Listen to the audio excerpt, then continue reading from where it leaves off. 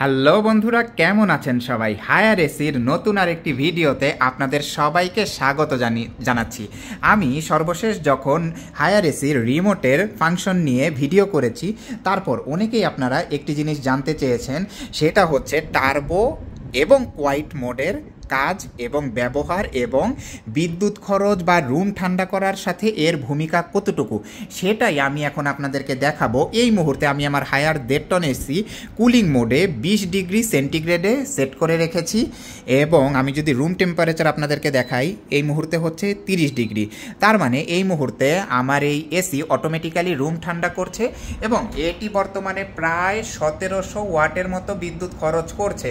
যেহেতু এটা এখনও রুম ঠান্ডা করার কাজ করছে, তাই আস্তে আস্তে কম্প্রেসার কাজ করছে, বিদ্যুৎ খরচও হয়তো একটু বাড়ছে। এখন আমি যদি টার্বো বাটন প্রেস করি তাহলে কি হবে? এই মুহূর্তে কোনো বাটনই প্রেস করা নাই, আমি টার্বো বাটন প্রেস করছি, এই যে আপওয়ার্ড অ্যারো, তার মানে হচ্ছে টার্বো অ্যাক্টিভেটেড। আসুন দেখি কি হয়।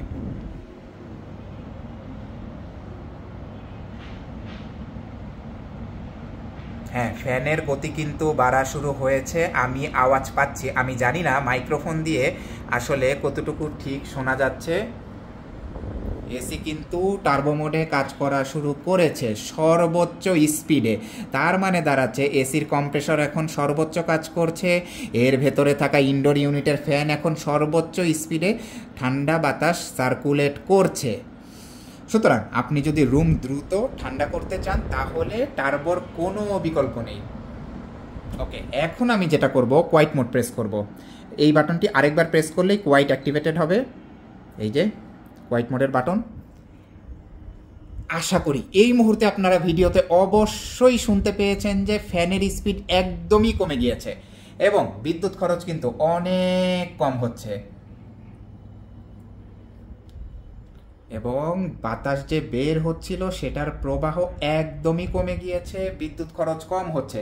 তার মানে টার্বো আর কোয়াইটে রুম ঠান্ডা করার গতি এবং বিদ্যুৎ ব্যবহার দুটোতেই আকাশ পাতাল পার্থক্য আছে।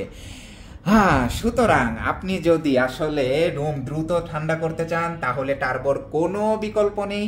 এরপর আবার রুম ঠান্ডা হয়ে যাওয়ার পর যদি সারা রাত নির্বিঘ্নে ঘুমাতে চান তাহলে কোয়াইট মোডের কোনো বিকল্প নেই।